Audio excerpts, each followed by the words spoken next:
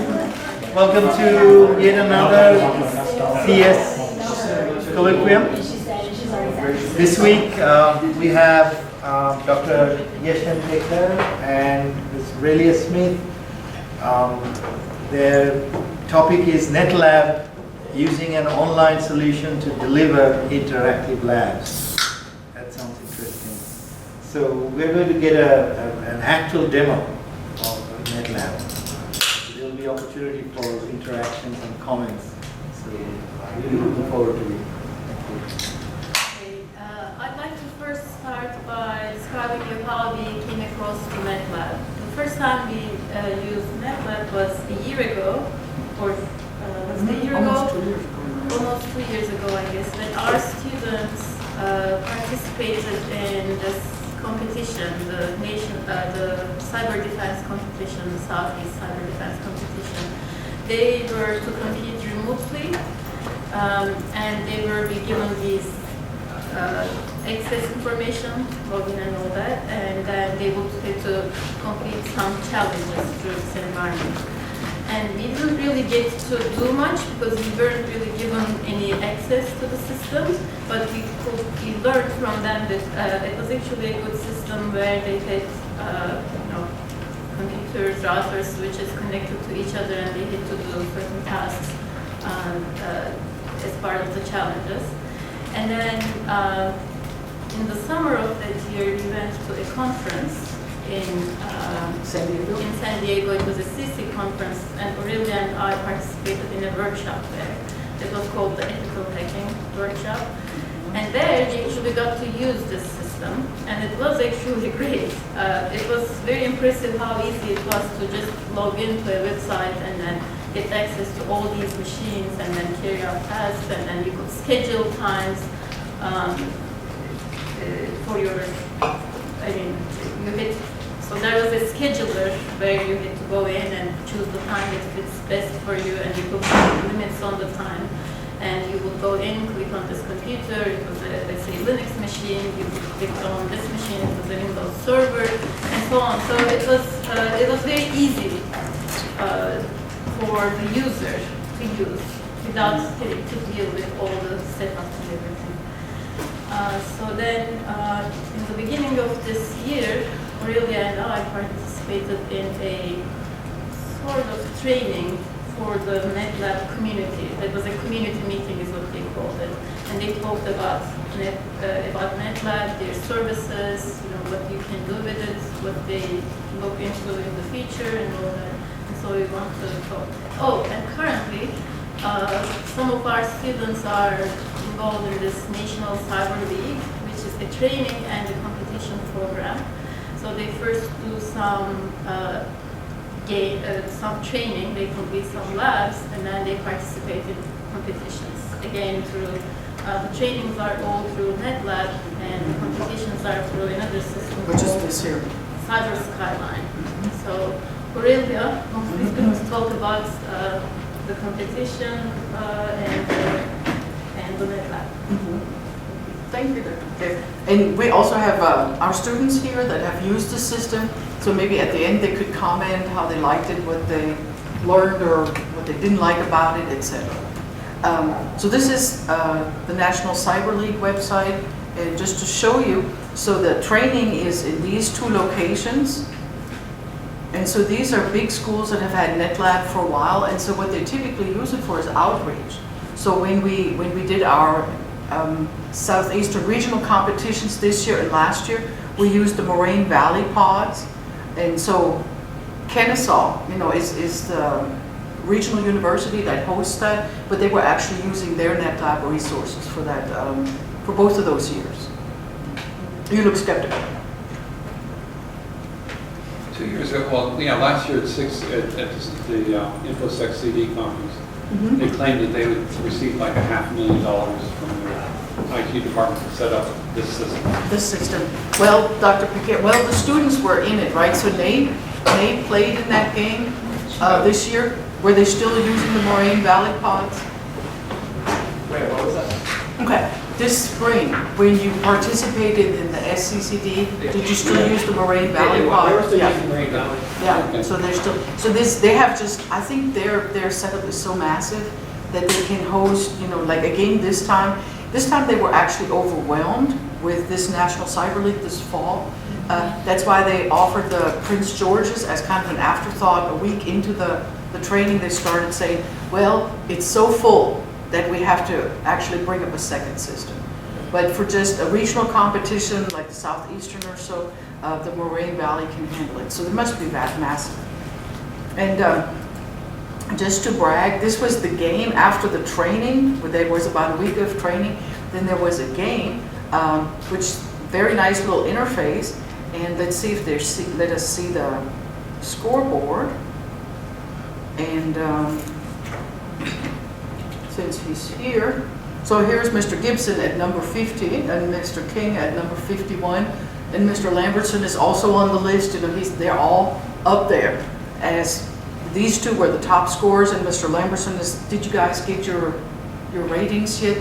The purpose of these pre-qualifying rounds was to divide the students into gold, silver, and bronze levels. And so this Sunday there will be an actual, the first game for like 4 hours in the afternoon. And the students will be competing with other students that were ranked at their same level. And the challenges, just so you can see it, let's see, where did I put it? I put some of the challenges out there. So this is what the environment looked like. So for example, this was like a data recovery and cryptography exercise, and it gave you these encrypted strings and you had to decrypt them. And then put your answer here, it would score you. You had several attempts, as you can see, so you could try and try again. It was pretty nice. And so there was cryptography, data recovery. They had some files like, let's see. See how here there are Wireshark capture files, several of them, that the students had to, you know, mount up in Wireshark and answer questions about who the attacker was, what methods they had used, etc. They had puzzles. They had, my favorite was where they had an image that had been cut into 4 pieces and they had to bring it back together, turn it into an image and find the MD5 hash for the image and so on. So very challenging, very nice. How did y'all like it? I liked it a lot. Mm-hmm. It's good. Okay, so now that was the game, and now the training. Let's see. Let's look at this. The training. Nope. Let's start with this here. The training. I'll just tell you about what the NetLab is first, and then we'll look at the actual training pods. So, and we're giving credit to CSSIA. So this organization is the one where you go out there and look under the resources link. You can access all these labs. The labs were developed, the labs that we're using for training. So for example, these ethical hacking labs, there are 19 of these, and there are 20 Security Plus labs. They were developed by a grant with NDG, the National Information Security Geospatial Technologies Consortium. And I believe the Department of Labor together developed this grant. And the person that taught our workshop at the TSYS, he developed these labs. Okay. And they're running on NetLab. And so the National Cyber League, we just looked at. So what's the purpose of NetLab? Deploy online labs and complex online labs. So for example, we'll look at some of the pods. The pods have typically 8 different virtual machines, 2 networks. You could have more. So you have an internal network, an external network, and so on. So this is, and you can just roll it out. We'll look at it. So what can you do with this? We just had the TAC Talk the other day, and they were talking about rolling out cybersecurity classes in the high schools. Now, how are they going to do any hands-on labs? You know, the resources needed are, you know, amazing. Other than, they can do cryptography maybe locally, but other than that, anything networking, they need resources. So we could step in with outreach, you know, and offer that to all of them. Outreach and training. Of course, we could host our own cyber competitions, just like Moraine Valley is doing. And you can share the equipment, enables, of course, for distance learning. it's available and practical experience for students. And so who uses it? It's used all over the place, many institutions in the countries. And so I've put the links again to the 2 institutions that are hosting the training. So what does it look like? It's internet-based, so it does not need a VPN, which is good for us. So no VPN, perfectly open. And lab equipment, there is some upfront cost where you have to purchase actual hardware. Now it used to be more expensive. They're going more towards a virtual environment and HTML5, so they will cut back on the number of real, bare metal servers you have to actually purchase. So, and the timeshare, and I'll show you that too. So this is the scheduler here, where a student can go out and, reserve a 2-hour time block. And you can schedule far ahead of time. Like you saw mine, I'm already scheduled several days ahead of time, so you can pre-schedule your whole week of training if you like. And so the pods, of course, are housed on real servers. The amount of server space you buy will dictate how many virtual machines you can run. And they help with that. So we're going to show you in a little bit. So the content you can show here is networking, of course, LPI, so the Linux Academy is going to be developing in partnership with NetLab several courses that will be housed online where you can learn Linux, again, practical, hands-on Linux, cybersecurity, ethical hacking, of course. If you have a VMware IT Academy, we've explored that before, we've just never purchased it, but the VMware IT Academy is similar to the DreamSpark subscription, but it's much cheaper. It's like $250, and then the students can download all the VMware products. And so VMware, for example, is used here on campus. So all our servers, our logon servers, the H drive, everything runs on VMware. So that's a good skill to know. So they have pods for that. So EMC is a cloud solution with like NAS servers online that you can virtualize, and you learn about that too. So here's an example of the VMware IT Academy pods, if we were to offer that. So this runs vSphere clients, and of course ESXi servers virtualized. Of course, the actual NetLab itself runs on that very same product, right? So when we, for example, Dr. Peker and I attended a NetLab training workshop over the summer, and they showed us how to install it from scratch.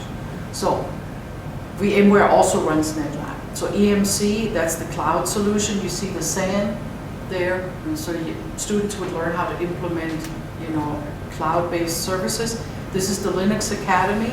These will be courses just online, not in virtual machine pods. These will just be courses. The virtual machine is embedded inside the course. So once you log in there will be training on the left and a virtual machine on the right. So what they show you on the left, you can immediately implement in the virtual machine on the right. So that's for Linux.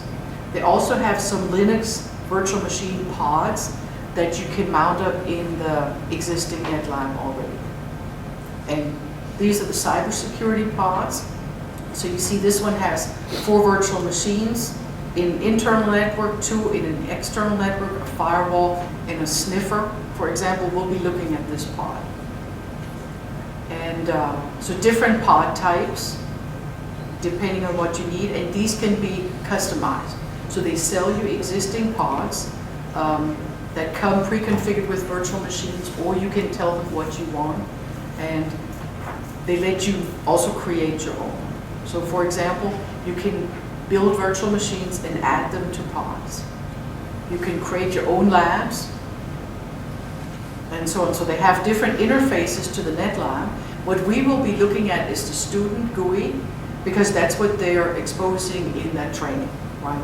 But what there is, in fact, is also an instructor GUI and an administrator GUI, right? So in the administrator GUI, you can basically, you see the shutdown, right? Of course, nobody else has the shutdown. So you're over the entire virtual system. You have like vSphere, you see all the virtual machine pods and so on.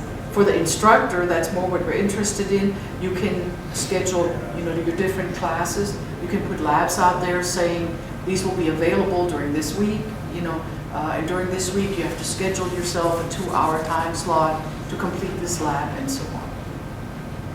And then finally the student GUI, they see the virtual machines, and we'll look at that in a little bit.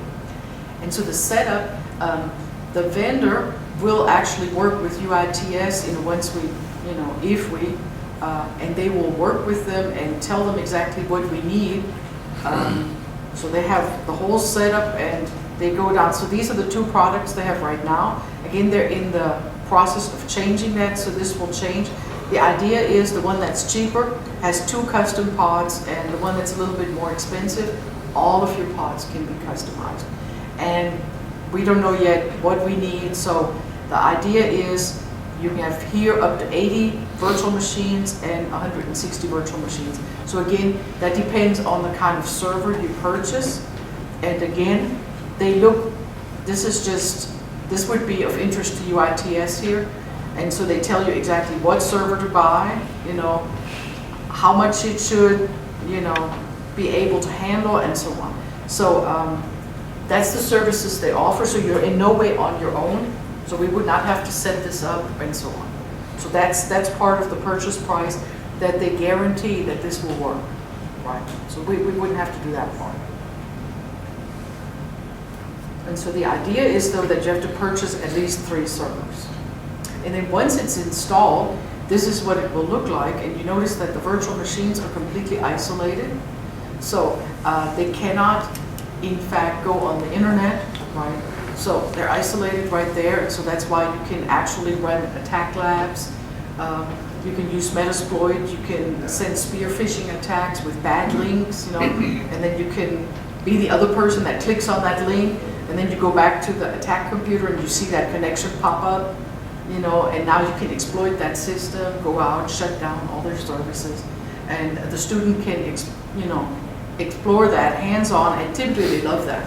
The first time they make that connection, they're in that system, and now they can shut down stuff in the Windows computer from their Linux machine. They're like, ah. So this is the good part. Okay, questions so far?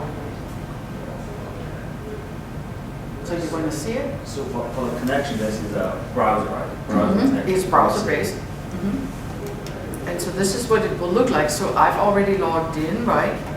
And so I had to schedule myself some time. And so this is now what the student would do.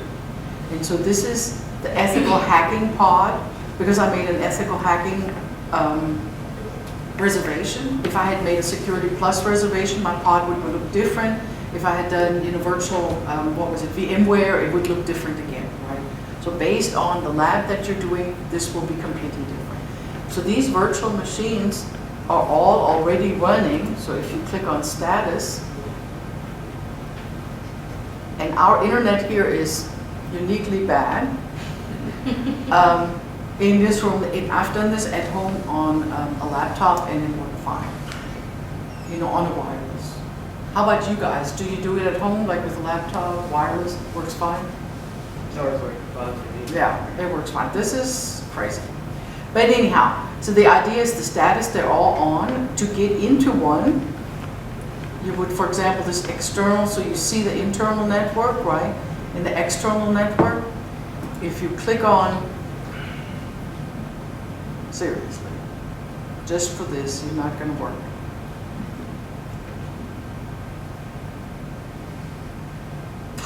So is that the default GUI that's only half the screen?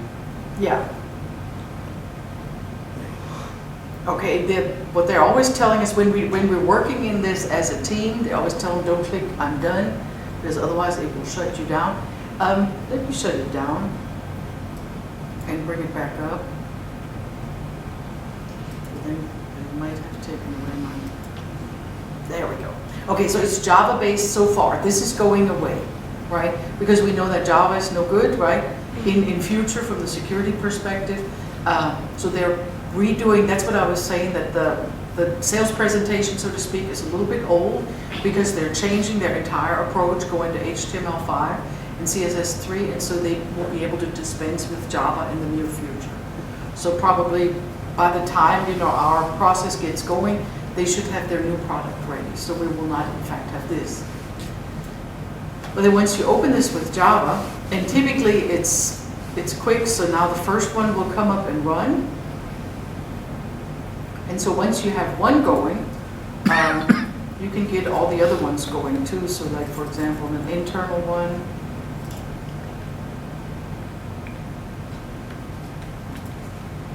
And so depending on how you have your computer set up, so we can do this one too.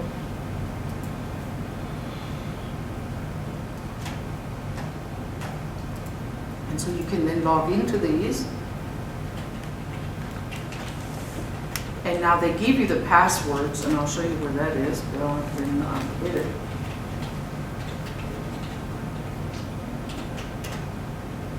Okay, so it logs in. So these are the Linux machines. You just have to kind of convince them to start up. And so here they are.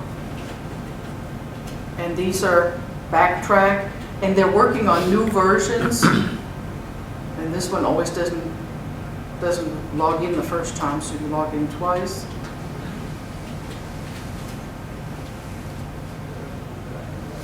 Probably still didn't take.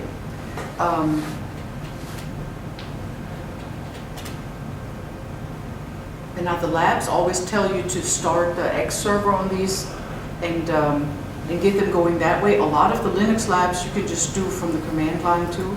And so what a student will do is, for example, you can post the lab instructions like this here.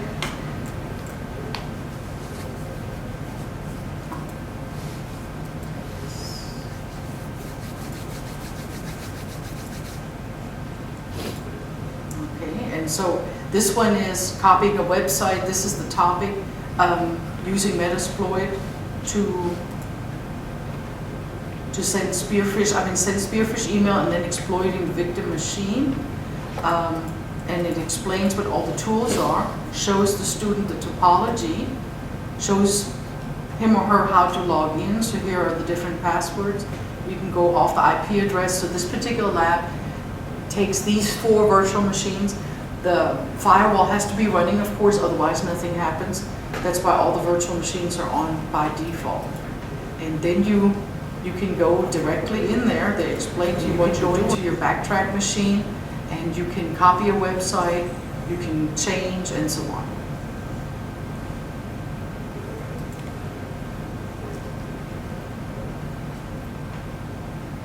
And I wonder if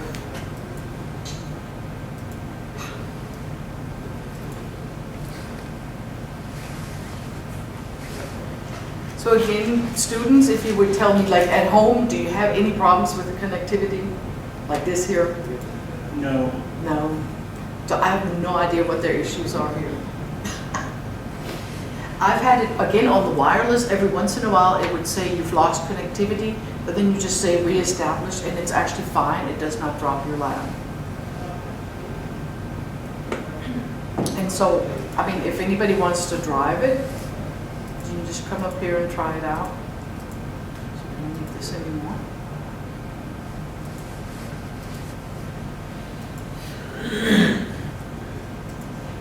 You want to try it out, Dr. Yang? What is this? What? This?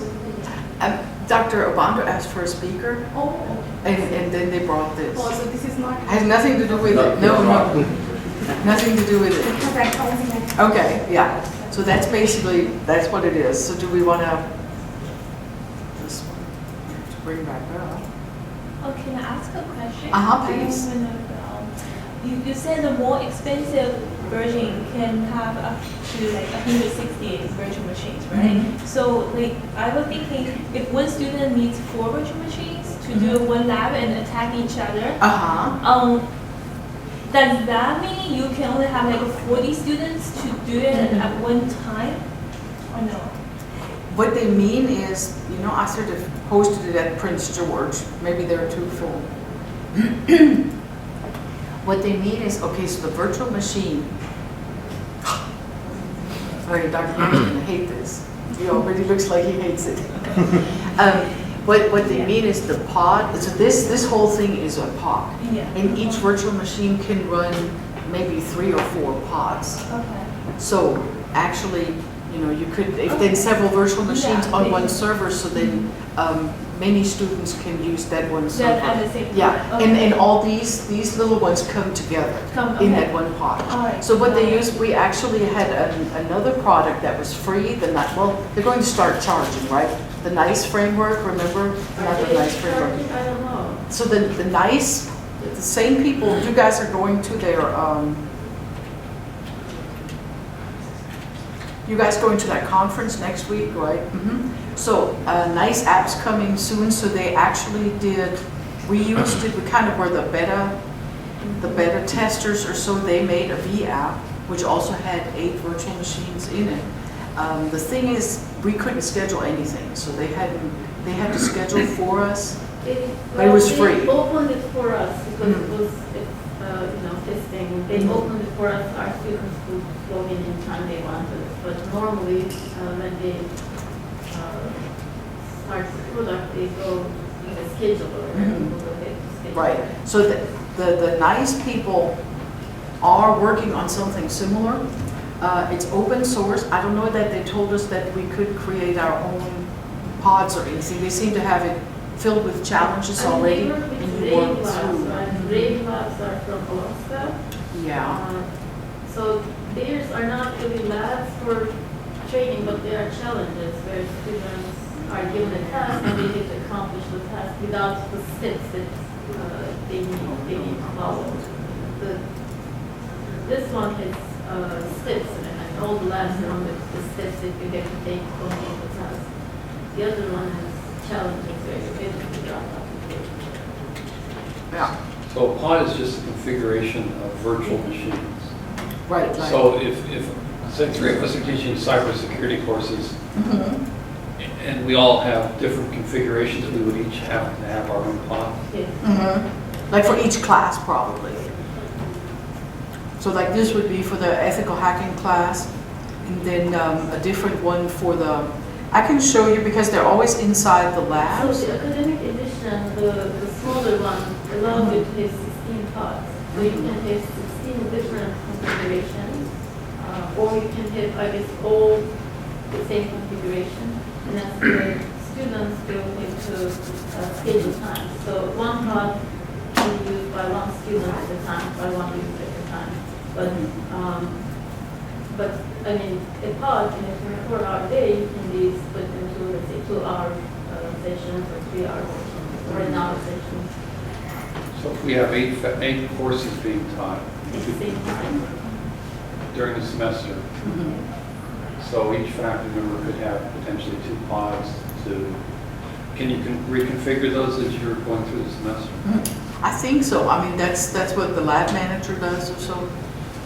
Because we did that once. That was part of our training. So they have a template for all these virtual machines, and then you can add them to pods as needed. And you can reconfigure the template. Like if a new operating system comes out or so, you can reconfigure the template with the updates and then re-add it to the pods. For example, for the ethical hacking labs, there are 19 labs. Not all of them use all the machines that are there. So I think you prepare for the one that requires the most, and then in your lab you refer to the ones that you will be using. So 16 pods should be plenty. I think 16 should be enough Yeah, for because our purposes. I'm thinking back to when I taught the security classes, I would have 8 assignments, but they could all configure into one pod. And you can set up, like this is the Security Plus pod with a different network, so different IP addresses, still the same idea with the sniffer and so on. You always have the firewall, so especially for the networking classes, this is great because they can, for example, you can turn the firewall off or kill one of the interfaces and they'll see that the traffic doesn't flow. And so on. So besides the virtual PCs, what else do you have? You have the firewall, you have You can have routers. whatever you want. So you can install routers, switches, Absolutely, yes, VPNs. yes.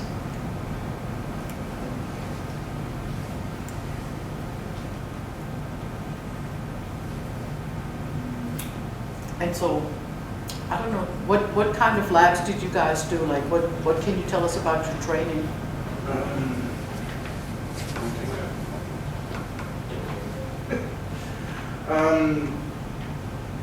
The virtual labs were a really good tool because I couldn't think of a better way to get the number of different operating systems all interacting together in an easier way. If we were trying to do the physical hardware, it'd be a lot more complicated mess. And I don't think it'd be practical to do without some kind of virtualization software like this. So what about software though? So obviously they're going to have all the operating systems available. Probably. Well, we have the DreamSpark, so we could use our DreamSpark licenses to make Microsoft computers. And then if we are part of the VMware Academy, then we can use the VMware product. Right. Otherwise, we need to purchase. And Linux is free, right? And so Metasploit we would install, because that's something's open. It's free. I mean, there's an open source version. So anything that's free we could install without any And problem. they already come with the NetLab. Yeah, these come The with ones it. that are in the lab, for example, in the lab, they come when we buy NetLab. I know those labs, whatever is needed for those labs, come with NetLab. So if we get a license to, I was talking to a guy on Tuesday called Splunk, that supposedly TSYS and it's all used, and they're going to give us a free license to it. Can we install that on here? Sure. I'm pretty sure, yeah, I've talked. So Uh-huh. suppose we have a router, right? So we Okay. have a router. Can we configure the router to look at the routing table and look at the configuration details? Let students exercise how to configure the routers, even switch. You can do it here. So there's your Metasploit framework now, by the way. You can also, see? So there it is. So now you can exploit. There's your Metasploit. So it's already installed, and then you can go for it. As far as the router goes, this comes, when you teach this for Cisco classes, so the networking classes, they actually allow you to have actual routers, and then you can access to actual routers through the virtual machines. And so you can do the configuration and everything there. Yeah. So who does the setup? That would be you or Yeah. would it be the faculty? Well, I mean, the hardware setup, definitely we have to work with UITs. Right.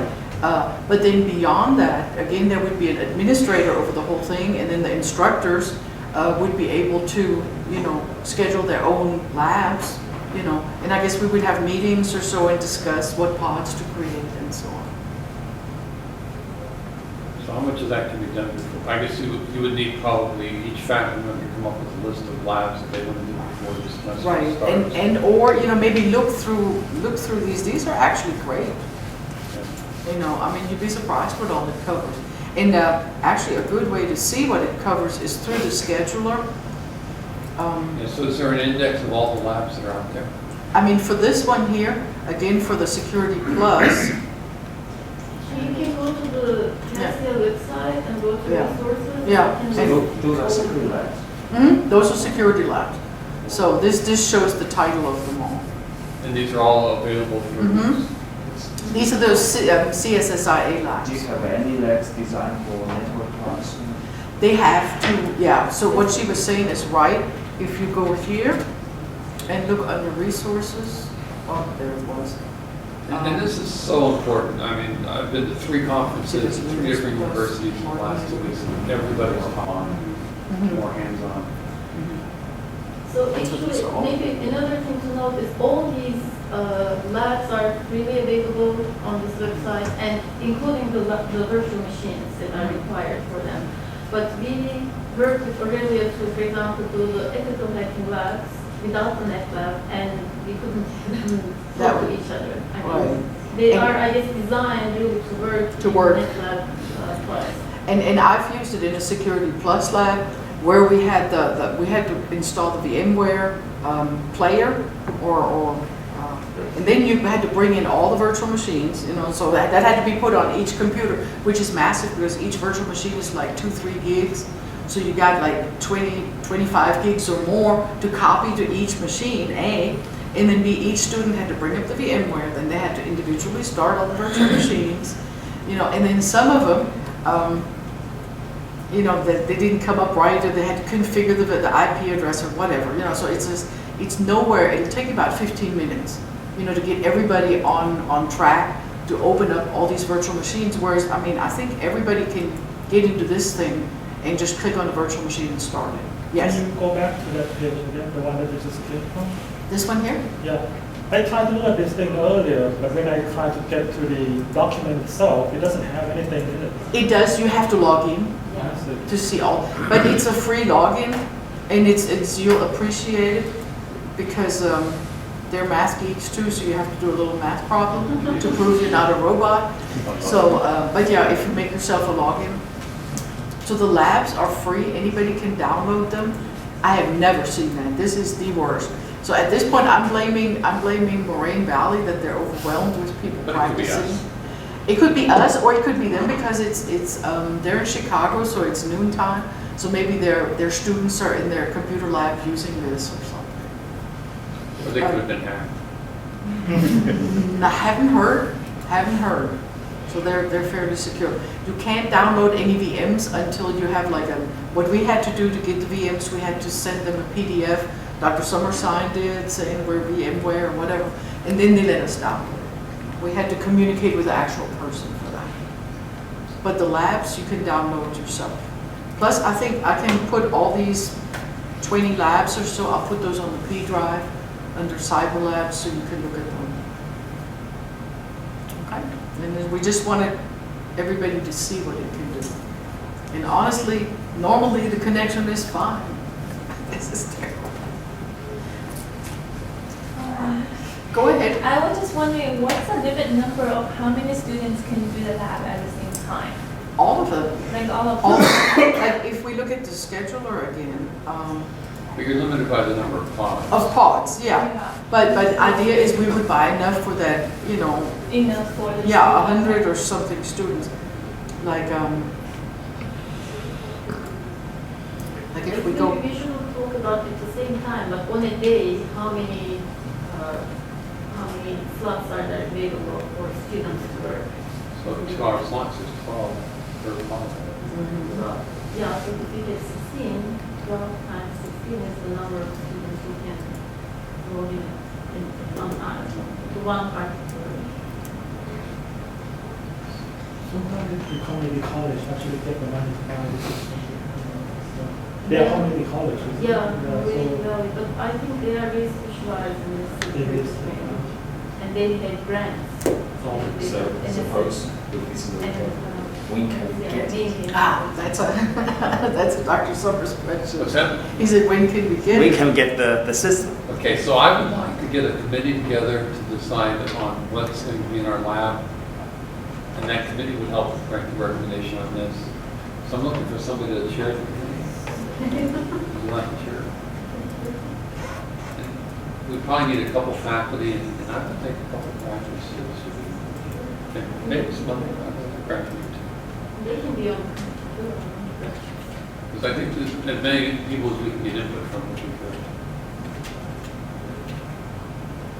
So anybody interested in being on the committee to, I can be, you'd be on it too, right? Okay. Yeah. And me? graduate students, anybody interested in being on the committee? Yeah, right here. Yes, obviously, yeah. I'll be Interested. So what's the timeline on this? Because we need to have, is it feasible to have this up and running by January? No, I don't think so. I mean, unless you talk to youths right away. You know, because youths has to then talk to their, you know, sales manager and their technical team to kind of spec out the actual servers we would have to purchase. And you know how the purchasing process goes? So these are expensive servers relatively. So what's the price for the A version? Usually the startup, the upfront cost is about $25,000. And then from then on, you have a maintenance agreement of like 4 or 5. It may be a little bit I mean, more. Yeah. including the servers. Yeah, including the servers. Yeah, I think it's more. But the thing is, if the servers cost over $5,000 or whatever it is, don't you have to have it beat out? Yeah, we And probably, so- well, we may be able to do the sole source on this. Right, but and lawyers and, you know, we only got the Unity quote, the Unity license. Unity is special because it's out of Denmark and we've got legal issues. Is with that it. what it is? Yeah, Because, that the was- legal issues were just nuts. That was, Yeah. that lawyer is no longer with the university. Okay, I see. But, this is an American company, so it should be, at least, I think it is, so. And I guess it depends on the NetLab people, like on their schedule. I think- It's not perfect. I think for a sale, they'd probably be motivated, but I think they are American. So. We may get this installed sometime in the spring, maybe do a couple. A couple set a trial couple labs. Trial labs. Yeah, Actually, Dr. Ray was interested in using the lab. for the, So I'm not sure we can do it. maybe for the second part, after midterm or so. Yeah. And that's all we have, if there's no other questions. This was a short one. So you can you run through one of the labs? If you're not bored, yes, absolutely. So, this one wanted, oh no, this is a security plus. We have to run through ethical hacking, because that's where we are. So open the Backtrack 5 machine. I think we've done that.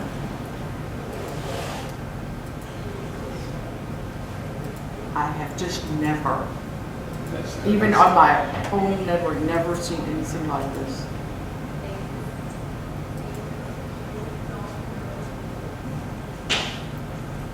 And they In my do. office, it seems to be better. Yeah, it's better than this. We've got some serious network problems up here. We We've got- really we've got a do. really chatty network. I had, in the 1105 class, they were supposed to show YouTube videos. YouTube would not come up. Two teams, and after that, no YouTube. Had to change the DNS server, then it came back. It was crazy. It just would not go. So, who knows? Okay, so open external, right? And then he has them try the wget, right? Okay, so you're bouncing between a Linux machine and a Windows machine. Mm-hmm. So, oh, come on. Oh, I'm in MSN, sorry. I jumped ahead.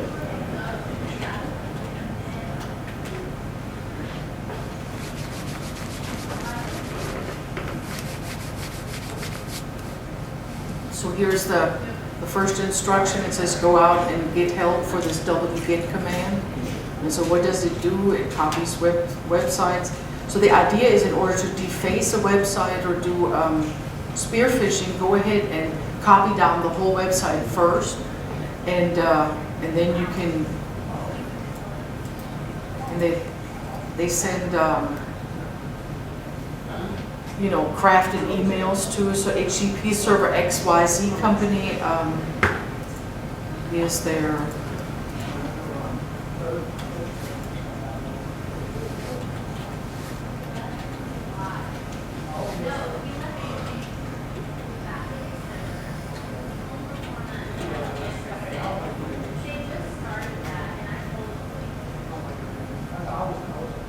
And then it'll copy it. Okay, server at xyzcompany.com, and what we're going for is, have we opened it yet?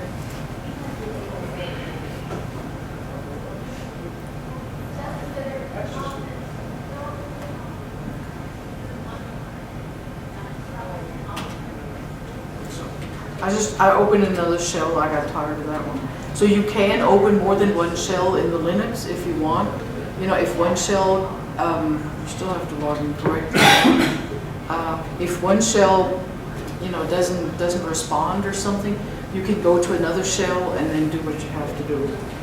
So he wanted us to do.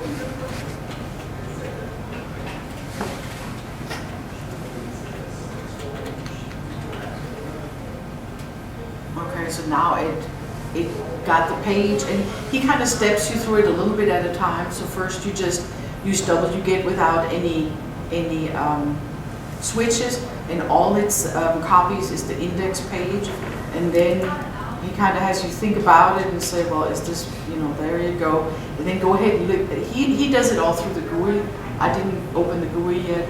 You can do the same thing. You can go to your home folder and you'll see just index HTML. And then he says, well, now think about it. You go to the Windows 2003 machine, you log in, open up their Firefox, and you bring out, runs under localhost. So this is what this website looks like. And then he kind of steps them through it and says, but wait a minute, you needed the whole website. There's more than just the index page. Go back and download the whole thing with all the folders. So then they do that. Then they kind of deface it a little bit. Then they send a spear phishing email and so on. There's also some great labs. The SQL injection that they do with this site is amazing. Because what he actually has them do, and he has all the SQL injection code ready for them. And to complete the injection, you need like 9 lines. And he has them 1 line at a time. You copy and paste them into the username. Every single time you get it, you can't log in, you're wrong. And he shows you after like 4 lines or so, he's like, now go ahead and into the address bar, type the name of, because what you're actually doing, you're creating a file on that server through the SQL injection. He says, now go ahead and show that file. And it shows the file as it gets created line by line. When the line is done, you execute it and boom, you're in. So it's just so cool. And so he does step you through it a little bit at a time. He kind of spoon feeds it to you a little bit so you can understand, this is the step I've completed. This is what happened now. Now let's go back and do another step. What you can also do is once you've done the lab one time and you understand the concept, you can go through it and do it a different way. Kind of do it because it's not, the virtual machines are wide open, so they're not those kind, you know those tests where you don't type all with capital A, it's like, no, you're wrong. It's not like that. So once you've stepped through it all, if you would like to repeat the lab, like with some different inputs, create some different files, change some variables, but the same concepts, you can do that. So if students are motivated, they can get a lot out of this. Not just go by the steps, but then actually run with it. And so that's what I would typically do. I go through it one time and say, this is what I'm supposed to do, okay? And then try to remember it, do the steps again, just your own way. So you can also do that. So students have used it, any problems? No.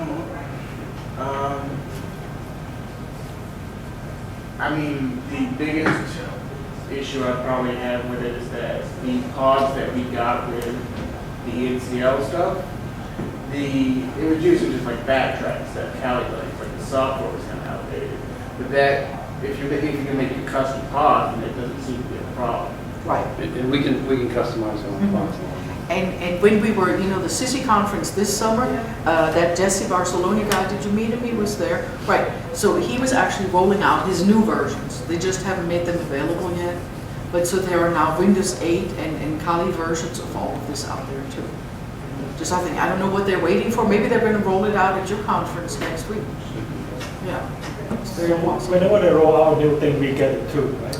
Yes. Now that once they get posted on that CSSIA website, yes. Then So we can what also I mean is after we bought the license, do we have to pay the initial cost? No, the pods are free. Free updates. Subscription. Yes, we have to pay. With that. And maintenance. Then it comes with Yeah. So when Windows 10 came out, can we, and we have a license for it, can we install it into our pods? So we're not limited to what they have access to? Right, oh no, not at all. The reason, honestly, that they have such old stuff is because that hypothetically Windows 10 is less easy to, exploit. And so to easily exploit some of these systems, they, use some older ones like XP or so. Because a lot of the other things no longer work.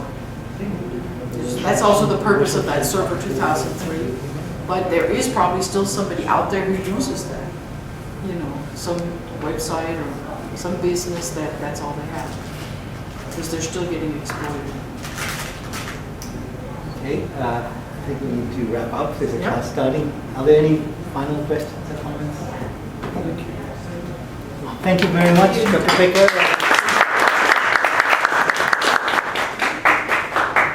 we have another Colloquium See, coming now up that you're next not looking week. anymore, Dr. Manning, now they stay the same. So stay tuned for the announcement coming up.